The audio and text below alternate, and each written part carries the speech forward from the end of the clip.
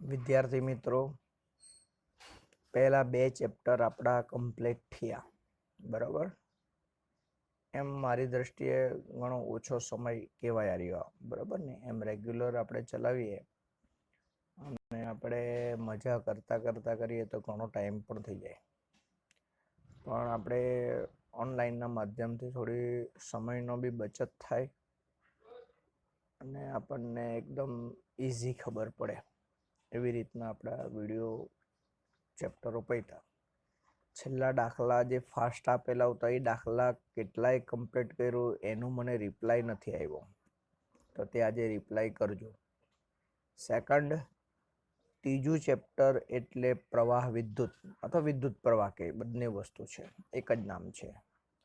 પણ યાદ રાખવા જેવી વસ્તુ શું થાય આની અંદર કે 3 ચેપ્ટર એક સિક્વન્સ છે, બરાબર, એક જ લાઈનમાં આવે, બરાબર.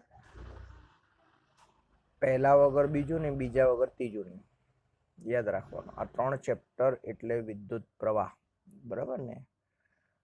આ એટલે આ 3 ચેપ્ટરનું એક યુનિટ બને 24 માર્કનું બોર્ડની અંદર, બરાબર. 24 માર્કના 3 ચેપ્ટર છે.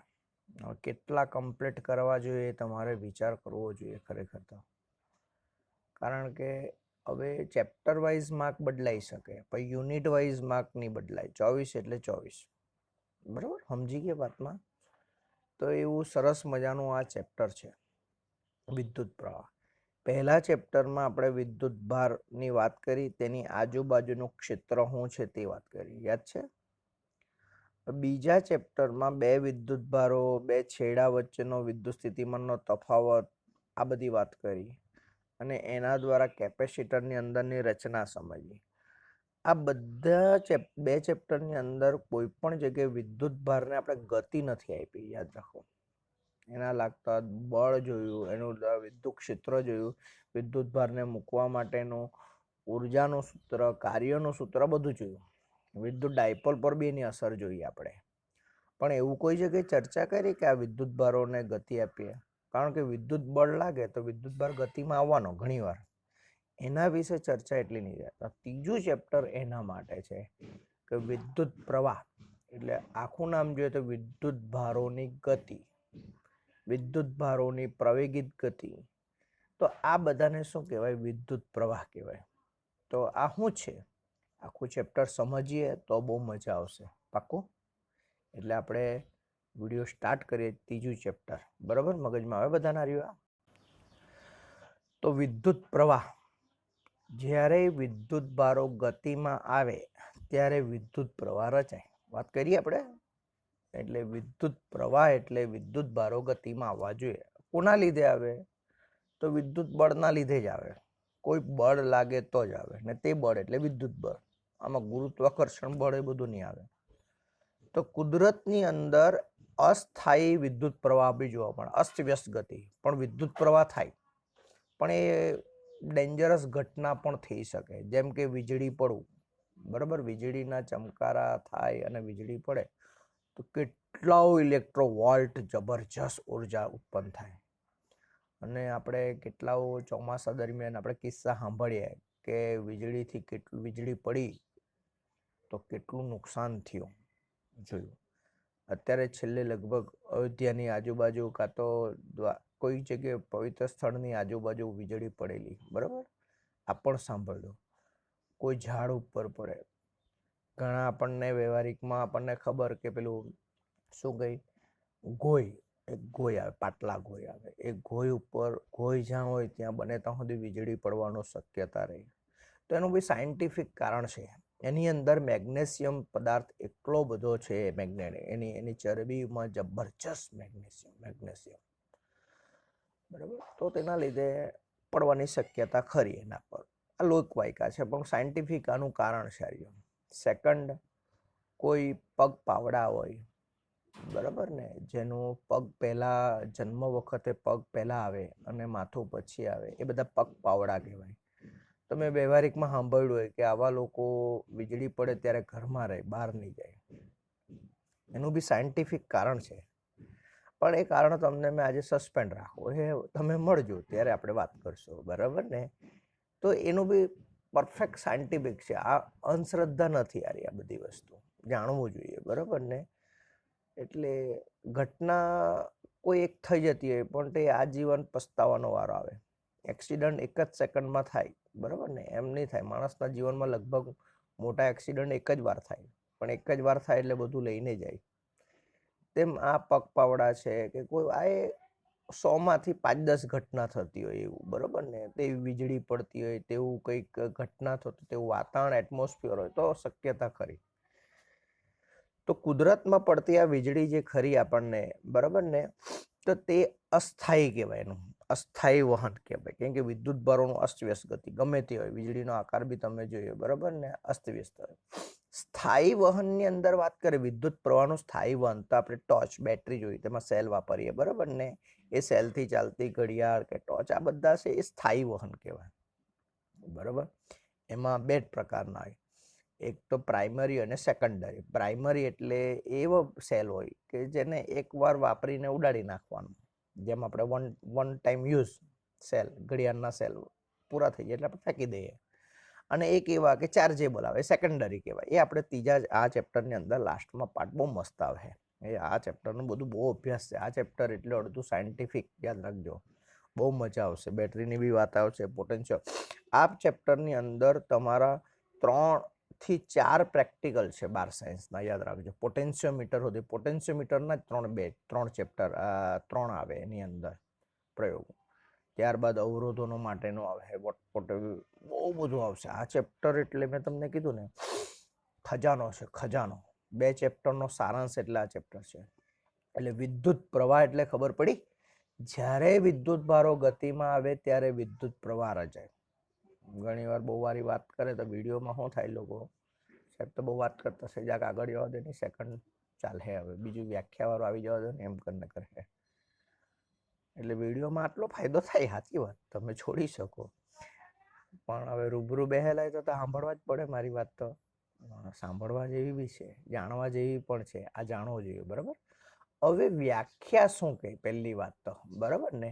તો વ્યાખ્યા તમારી આપણને બહુ સિમ્પલ એન્ડ સ્વીટ મેં ભાષામાં પૂછો. હવે આના વિશે તો ચોપડીમાં તો 2 પાના ને 1 પાના ભરેલા છે.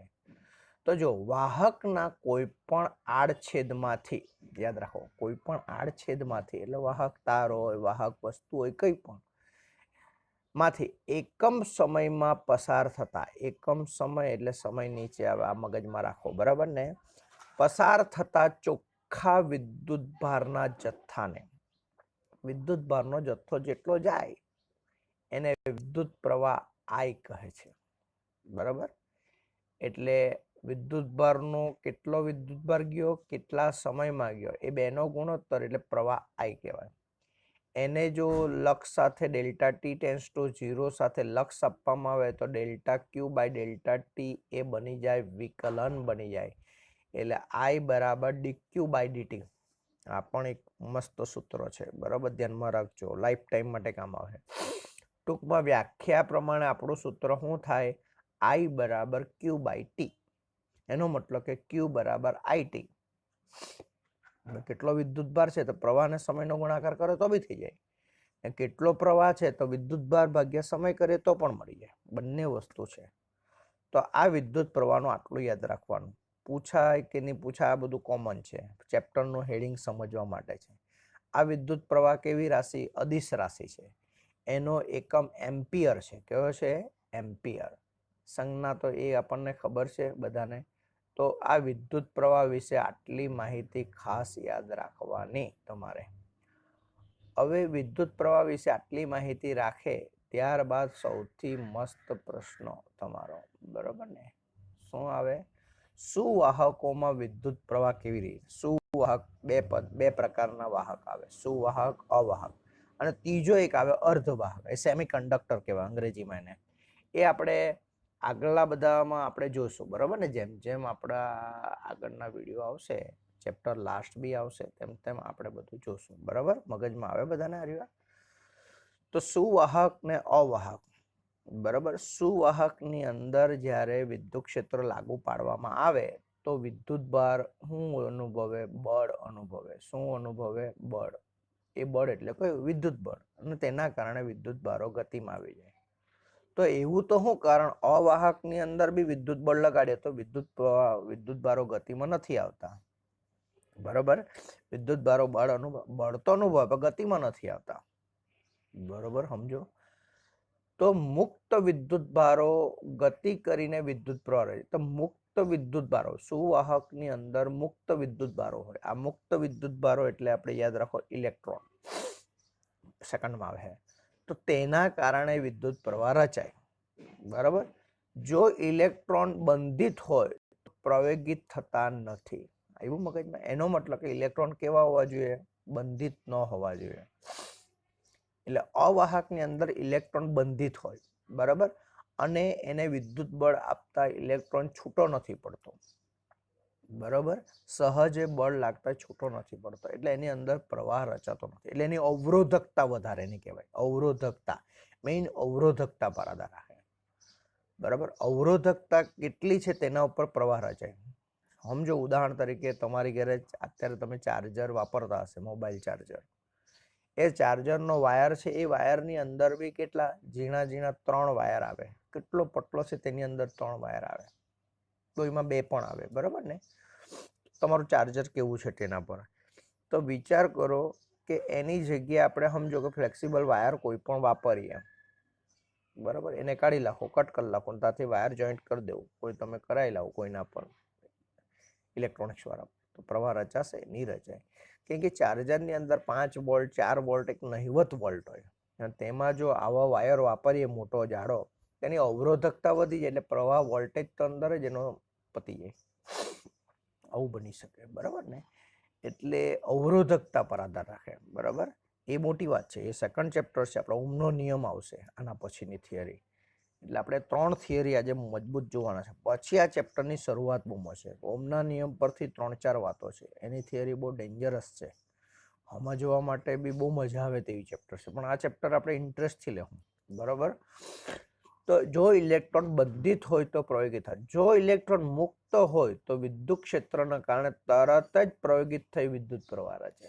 વાત આવી. સુવાહકોમાં વિદ્યુત પ્રવાહ રચાવાનું કારણ શું તે ખબર પડી બધાને.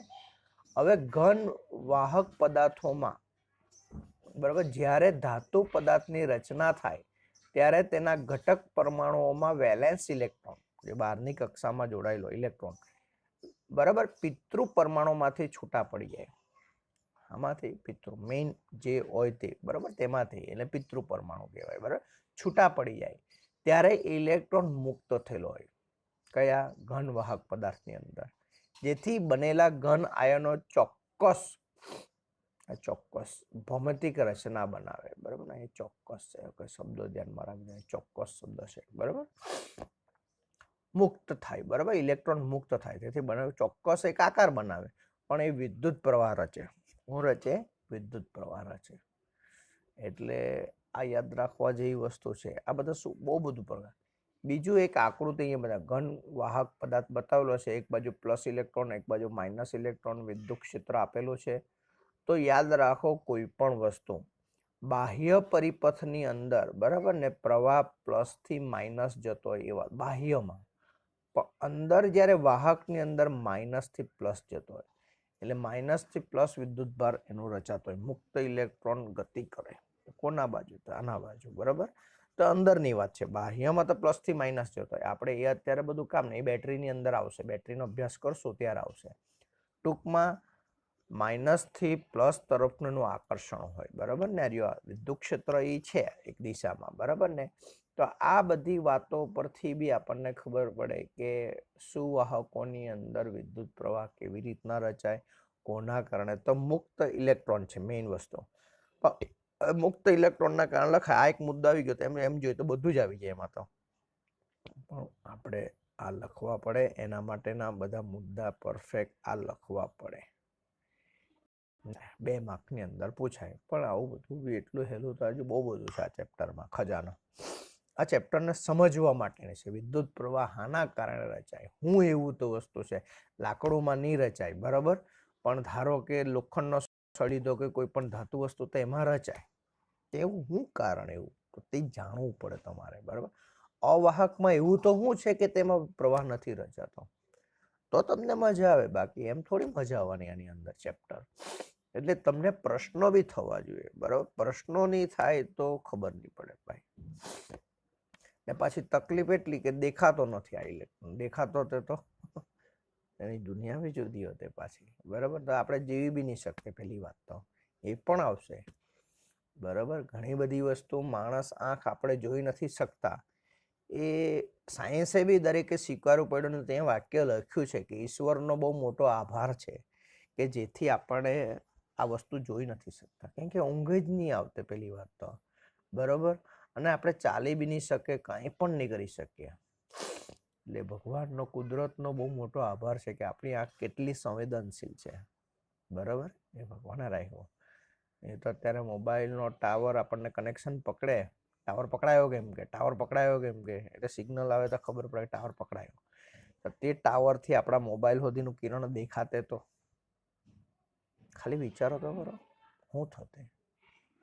ઘણા તો આવા ગાંડિયા તો અત્યારે વિચાર કરી નાખ્યો હે, સારું તો કનેક્શન ટાવર પકડવામાં બહુ સારું પડે. જ્યાં ટાવર દેખાય, જ્યાં સિગ્નલ દેખાય તો ટાવર મોબાઈલ મૂકી દેતે. અરે ભાઈ, તે દેખાતે એટલે એનો મતલબ તમારી આંખ કેટલી મોટી સંવેદનશીલ થઈ જતી. તો ત્યાર સિવાય બીજું કેટલું દેખાતે, તમે ચાલી બી નહીં શકતે એવામાં. સામાન્ય સામે રચકણ દેખાય તો રચકણમાં આપણે શ્વાસ નથી લઈ શકતા કોઈ વાર. સૂર્યનું પ્રકાશનું કિરણ જો આપણા ઘરમાં કોઈ તિરાડમાંથી આવતો હોય તો તેની અંદર રચકણો દેખાય, ત્યાં શ્વાસ લેવાય. અત્યારે નથી દેખાતું તો કેટલી સરસ મજાની ઊંડી શ્વાસ લે, કેટલું સારું લાગે, મજા આવે ને. એટલે ખરેખર આવું છે. એટલે ભગવાનનો ઉપકાર માનવો જોઈએ, ભગવાનને થેન્ક યુ કહેવું જોઈએ. ભગવાન, આ તમારો આભાર છે. તેથી ભગવાનને સવારે યાદ કરવાનું કે તારા લીધે મારી જિંદગી છે, તારા લીધે મારું જીવન છે, એટલે કહેવાનું. સાયન્સે બી કરે, એક મોટા સાયન્ટિસ્ટ ભગવાનના ભક્તો હતા.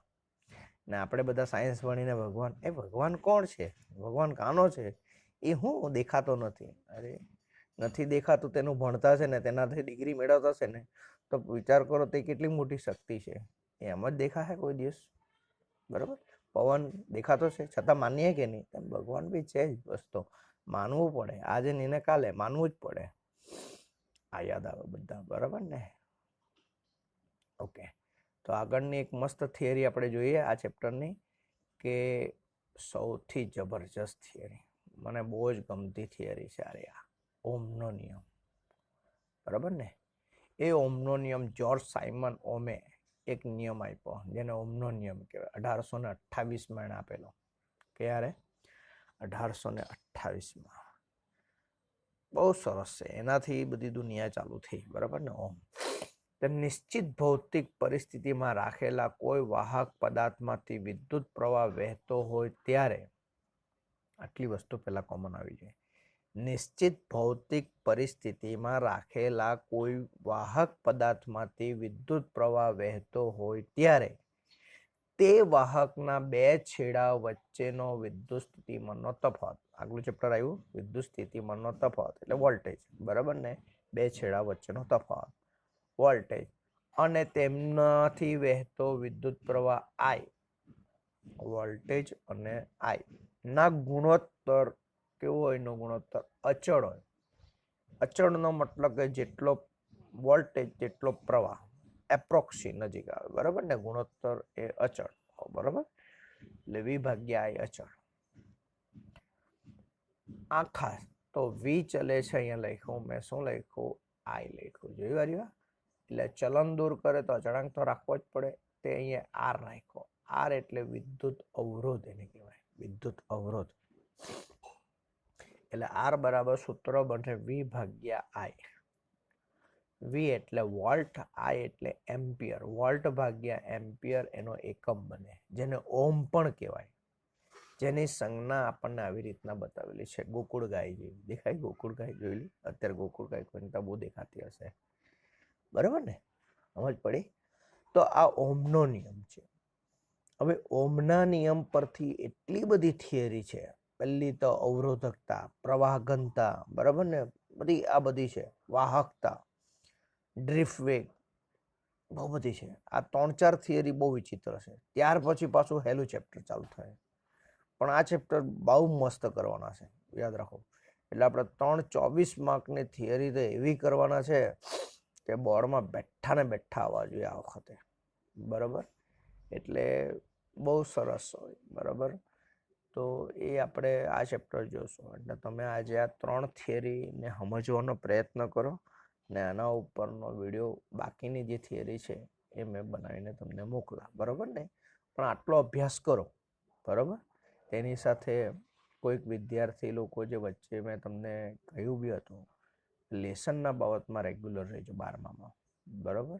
બહુ હાર્ડ છે. અમુક લોકો તો રિપ્લાય માટે બી ખર્ચો જતો હોય તેમ રિપ્લાય બી નહીં મોકલાવે. ઉત્સાહ માટે બી ઊર્જા છે. લગ્નમાં નાચવાવાળા હોય પણ જોવાવાળા કોઈ નહીં ને તો નાચવાવાળાને બી મૂડ નહીં લાગે, આવું ખબર? હા, સાચી વાત. ક્રિકેટના સ્ટેડિયમ નહીં ભરેલું હોય ને તો ખેલાડી લોકોને બી રમવાની મજા આવે. એમ તમે રિપ્લાય ઓછા આપશો, વિડીયો બનાવવાની બી મજા નહીં આવે. તમે રિપ્લાય બનાવો મજબૂત. નહીં સમજ પડ્યું સાહેબ, બહુ મજા આવી સાહેબ, નહીં મજા આવી, આજે કંઈ લેવાનું નહીં મળે, આજે મજા આવી, આપો જરાક સારું લાગે મને બી, બરાબર. આપણે તો ટ્યુશનના જેવું ઘર બેઠા ભણવાનું છે, બરાબર ને. તો તમને યાદ આવ્યા કરે, બરાબર. પાક્કો. એટલે આટલી થિયરી રેડી કરો. આપણે નેક્સ્ટ વિડીયો બનાવીએ, બીજી 3-4 મેઇન થિયરી લઈ લઉં, પછી હેલું ચાલુ થાય, બરાબર ને. જોઈએ બધા, બરાબર. Okay, bye. ઘરે મળીએ બધાને. ઓકે.